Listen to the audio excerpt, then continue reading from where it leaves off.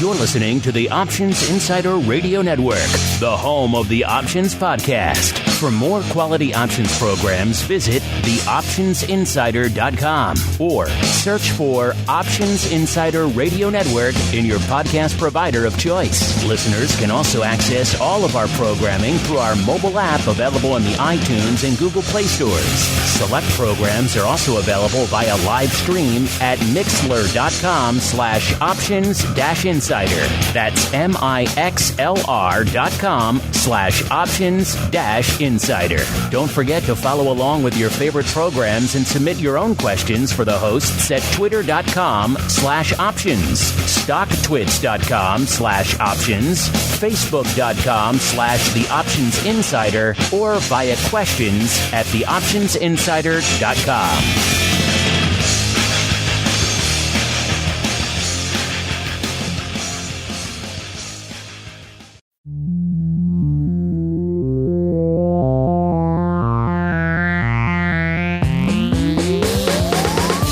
Join us now for the expert source for inside information on the options markets.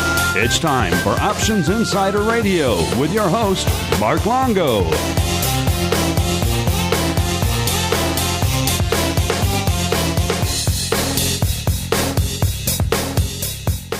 Welcome back to Options Insider Radio, the interview program here on the old network where we welcome on guests from throughout the world of options and derivatives and proceed to pick their brains for the benefit of you, the listener. My name is Mark Longo from the optionsinsider.com, as well as, of course, from the aforementioned network. If I sound a little bit different, it's because we're not coming to you from our studio in Chicago, but indeed from scenic and sunny Florida for the Options Industry Conference 2019. And we have a great series of guests lined up for you throughout the week, so stay tuned to the network. Lots of great stuff coming your way, including our next guest. He is a newcomer to the program and indeed to the network. He is Craig Iseli, the Chief Operating Officer over there at SpiderRock. Craig, welcome to the program. Yeah, welcome. Enjoy being here. It's fantastic. And Craig, as we are wont to do with all of our first-timers here on the network, why don't you go ahead and give our audience a little bit of an overview of your background in the space and how you found your way to becoming the COO of SpiderRock. Well, about 2006, my partner and I, George Papa, we started SpiderRock. I think George would say it started in his closet or in a garage, but originally it was a software platform that we built. We turned it into a proprietary trading outfit. We eventually grew up and raised a little money and started a hedge fund. And along the way, people really liked the technology platform that we built. So we started to license that in 2008. And that's really been the core of our business since 2008 is licensing a technology platform for algos and risk management for options traders. Interesting. You have a lot of different moving pieces to the business now. Because I often think of you in the vendor category, but we had Eric on not too long ago talking about the asset management side. So a lot of different moving parts. What's your 10-second elevator pitch when someone asks you what the heck is SpiderRock? What do you tell them these days? You guys do so many different things. I tell them that if you know anything about SpiderRock, the answer to that is more complex than I can answer in 10 seconds. But SpiderRock has three companies in it right now. One is SpiderRock Platform, which is the platform I talked about, SpiderRock Advisors, which is a sub-advisor. Basically, it's a customer of our SpiderRock platform. It's a way to utilize it. And then we have a market data group. The market data group is there because we've built all this infrastructure to support the platform and to support our other businesses, and that's one way that we monetize that. I've always been curious, back to the deep, dark origins in the garage. Where does the name SpiderRock come from? So SpiderRock is actually a rock out in northern Arizona. George's grandmother taught in the school there. It's on an Indian reservation, and it's always sort of been, it's part of our logo, it's part of our motif in the office, and you'll find it everywhere. A couple of the guys in the team went out there last year, took a drone and flew it around, took pictures, brought them back to the office, had videotape running. So it's got some It's got some personal meaning around the office. I like it. I always had it seemed to me like a vaguely menacing name. I never knew where it came from. You don't associate spiders and rocks and vendors together. So kind of an interesting mix. Makes it stand out from the crowd. Speaking of standing out from the crowd, there's a big crowd here at the Options Industry Conference this year. What is it that brings you down to the conference? Do you have some new announcements? Maybe kind of just showing the flag and catching up with all of your clients and users in one space. So what is it that brings you down? Aside from talking to me, obviously. Yeah. What brings us here every year is we've really been a core piece of this industry for about 10, 12 years now, and we network in with all of the exchanges, with all the big brokerage firms, and it's really a place where we can come down and catch up with everybody in a real efficient manner rather than traveling to New York or traveling to Chicago. It's not really the place where we find a large number of our clients. Most of our clients are buy-side firms, but it's a place where the people that we're dealing with issues, day-to-day issues that impact us from a cost and operational standpoint are all here. One of the reasons I like to bring vendors, and you said you guys play in a lot of different areas. I'm going to put you in the vendor bucket for now. But one of the reasons I like to talk to vendors on the show is because you guys have a little bit more systemic view of the industry than like one siloed exchange or one siloed broker. You kind of see a lot of flow going up across a lot of different areas. So maybe you see things developing sometimes a little bit earlier. Sometimes maybe you see a more top-level view of what's going on in the industry. Obviously, this is an exchange-oriented conference. There's a lot of talk about exchanges and venues. We're up to 16 now here with the addition of MIAX's third venue. So I'm curious for you guys, market data provider, also provider to a lot of end users of these different venues. What are your thoughts on that proliferation of venues out there? It's a lot of fragmentation, which could be an opportunity for a firm like yours, but also it puts an onus of providing liquidity and connectivity to a lot of firms that maybe is a bit of a burden for your clients. So where do you think we're falling? Are we getting to the point where it's becoming maybe detrimental to the industry? Is it too many venues, or is it for you guys, the more the merrier? For us as a vendor, it's not more the merrier because every time a new one opens up, it's something that we have to connect to in a new model. But there's nothing wrong with that. That's fine. That's a natural way of things. But I think over the last several years, the real issue for our clients is sort of the fragmentation of liquidity. And being able to find that liquidity across the lit markets seems to be an issue that's getting bigger and bigger. And as our clients grow, it's really what they're seeking is where are they going to find the next bit of liquidity, and having to get into, instead of just the lit markets, having to get them into auctions and having to get them into a lot of these other market maker type venues to go, find that liquidity. And that's a lot of what we do is come up with new ways to do that. And of course, as asset managers, you guys have to go find that liquidity yourself too. So it's an onus on that front. It's an onus on that part of the business too, because you need to have good, efficient trades for your clients. So it sounds like you fall on the perhaps negative impact to the industry side of the camp, as opposed to this is an opportunity for everyone. I don't want to call it negative, but I want to call it. It needs to maybe be managed, and we need to be thinking about all the different players. And how it impacts them. You've had a few guests suggest something like that, whether it's regulatory or what it might be, where something that takes into account the need for competition and the need for new venues to be able to create new ways to provide access for their clients, while also making sure that maybe these new entrants are not just de minimis or not just a new way to charge for the same old thing, something that actually is bringing value to the end user. How you do that, short of the long arm of regulation, I don't know, but it is an interesting topic for an industry event like this. You mentioned earlier as well, the SpiderRock advisors. That's an interesting area for us as well. That's an area that's been growing for us in terms of audience for quite some time. We do a lot of content aimed at the option-oriented advisor audience as well. So it's been fascinating for us to watch that audience grow.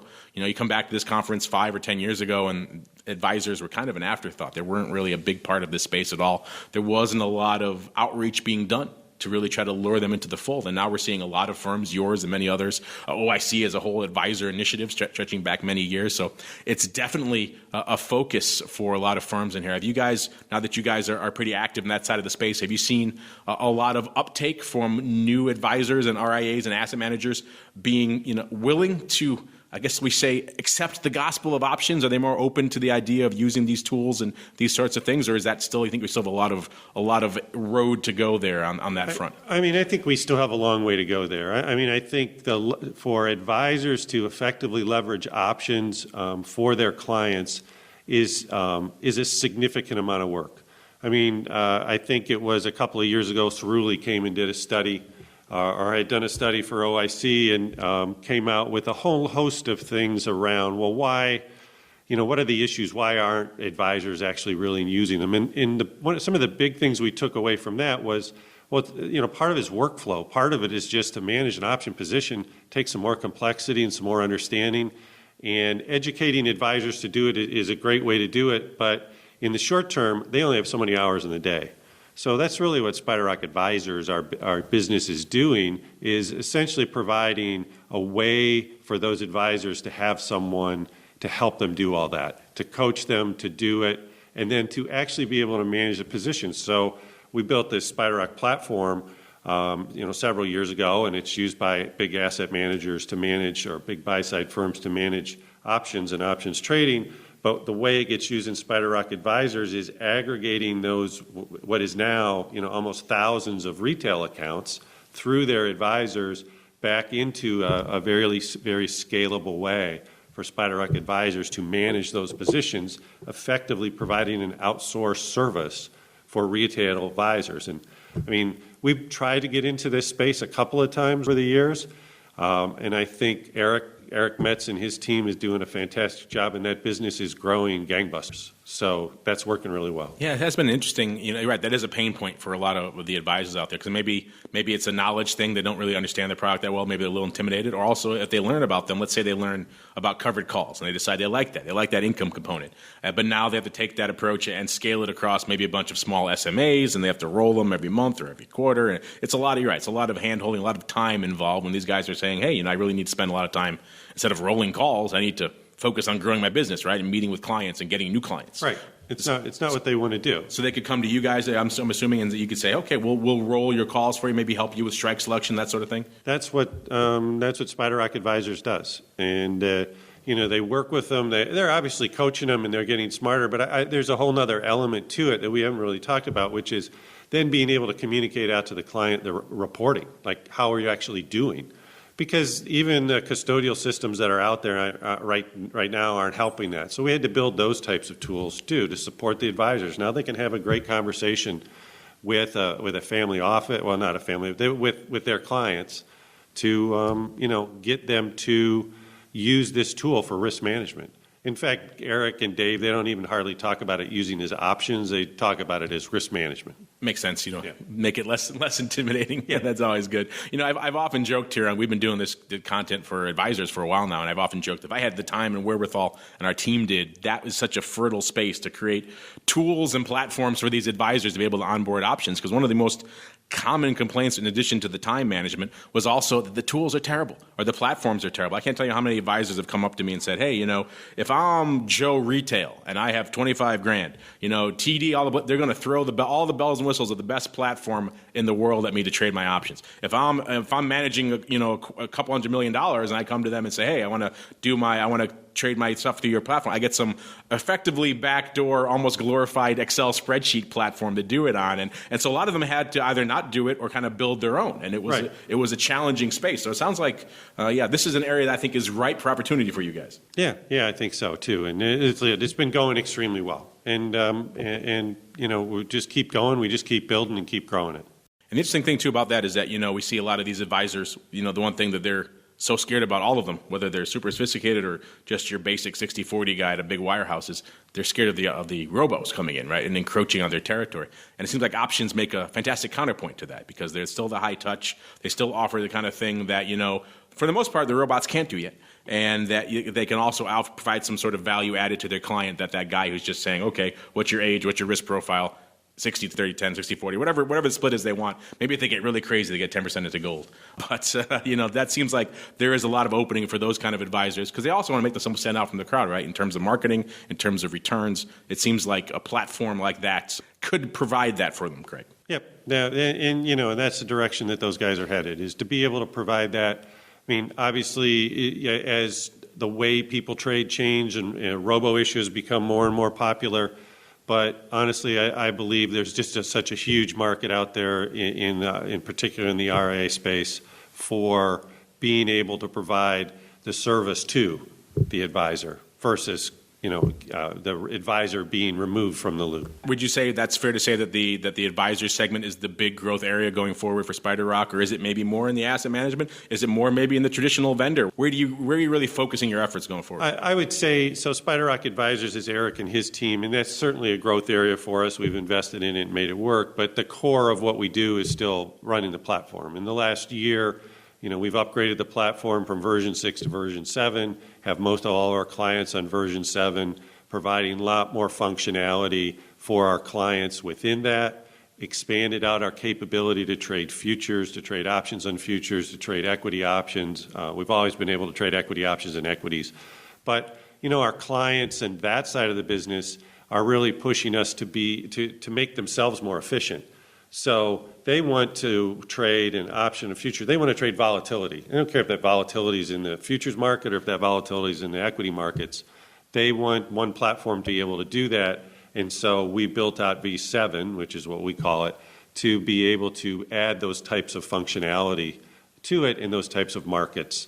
And, that's being very well received, and that's moving forward very well. That's the larger part of what we do. I'm not sure which side is growing faster. I'm sure the advisor side is growing faster right now, but they're both strategically very important. Yeah, it's interesting. We talk about things being siloed, and it's also important as a vendor not to be siloed. You can't just be a one asset class vendor anymore. If you come to someone and say, "Oh, we only do futures," or "We only do equities," or "We only do equity options," right? They're going to say thanks, but no thanks. Right? They need to be able to. You're right. They want to chase vol wherever it may be. And if you're limiting them as a vendor, you're going to get left by the wayside, it seems like. So it sounds like you guys have responded to that need with version 7. Yeah, we've responded to that need and trying to grow out that piece of the platform. I think the other need we talked about was also these are other sources of liquidity for them. So if they can't find that liquidity in the equity options market, they're going to go to the options on futures market. And none of these markets are perfect. They all have issues and they all have challenges. But it's growing and supporting what our clients need. You mentioned liquidity. That's another big topic at the conference down here is kind of the sourcing of liquidity and how robust that audience of liquidity providers is these days. We all know there's fewer of them than there used to be 5 or 10 years ago. They have many more burdens on them. We talked about connectivity earlier, but also pricing, risk, all these other regulatory, the technology. There's a lot of challenges on that part of the business. So one of the things I would take the pulse on at this conference every year is what can we do as an industry to maybe ease some of that burden, maybe incite new firms to the space for the first time in a while. So what do you think we could do on that front to maybe help get the liquidity ball rolling again on that side of the fence? Well, I don't know. That gets back into a question about market structure, partly, or is more exchanges better or worse? I don't know the answer to that.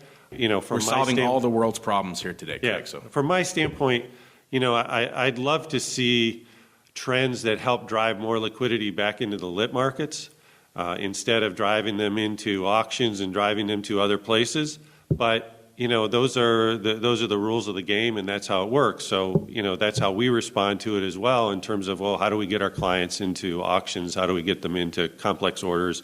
How do we get them into the other places? The barriers to do that for our clients are higher, but that's what we need to do. In my perfect world, I'd like to drive that liquidity back onto the lit market. Yeah, it's true. It seemed like auctions were a very contentious issue even last year. This year I haven't heard, again, it's just getting started, so maybe things will ramp up, but I haven't heard as much pushback against options. Maybe that's just a resignation that they're here to stay for a little while. I don't know what that is. I don't think there's anything wrong with them. I think they're a good mechanism, but I think it's all balance, right? What's the balance? We need to have really highly competitive markets, not through the top 30 things that we trade, but we need competitive markets through the top 100 or top 150. And in my years in the industry, I've seen that sort of go away. So that to me that's an issue in terms of new entrants coming into the space. Yeah, we always like checking in with Henry Schwartz. He does his State of the Industry here every year. And whenever he posts that number of how many names account for half of the volume this year, it's always a depressing slide because it's fewer and fewer. Keeps going every down year. and Yes. down and down, right? It's not trending in the right direction. So that's something I think, people have talked here about maybe mitigating strikes or doing something else, but something you're right to get that. Cause we don't need front month at the money SPY or Apple Liquidity. That's fine. You're right. It's beyond those top 25 names or even top 10 names in some cases to really where it's beyond front month, beyond at the money, getting out there a little bit. How do you incentivize people to stand in there and make a decent market in those, right? And I don't know if anyone's really cracked that nut yet. And in the fragmentation and those issues, those aren't the only thing driving. And I mean, ETFs are obviously a lot more popular than they used to be. That takes away from single names, which drives some of this liquidity issue too. So I'm not trying to lay that particular issue any place, but I'm in an overall sense from an industry health standpoint, it's something that we need to keep thinking about. Well, Craig, there's a lot to think about here just from our conversation here. But before we go, if you want to leave our audience with any little hint, any little tease for what's coming on the pike from, could be any of your silos, could be advisors, could be the core broker, could be even market data. I wouldn't hold it against you. Now is the time, Craig. The floor is yours. The floor is mine. Huh? I think I've kind of laid out all the things that I've talked about. Advisors is really growing well, and I'm really proud of that business and how it's going. And from our standpoint of SpiderRock platform, getting in there, finding liquidity for our clients, getting them into auctions, finding different ways to match essentially our institutional flow to the liquidity providers in the market is what we're about. You're listening to the Options Insider Radio Network, the home of the Options Podcast. For more quality options programs, visit theoptionsinsider.com or search for Options Insider Radio Network in your podcast provider of choice. Listeners can also access all of our programming through our mobile app available in the iTunes and Google Play stores. Select programs are also available via live stream at mixlr.com/options-insider. That's mixlr.com/options-insider. Don't forget to follow along with your favorite programs and submit your own questions for the hosts at twitter.com/options, stocktwits.com/options, facebook.com/theoptionsinsider, or via questions at theoptionsinsider.com.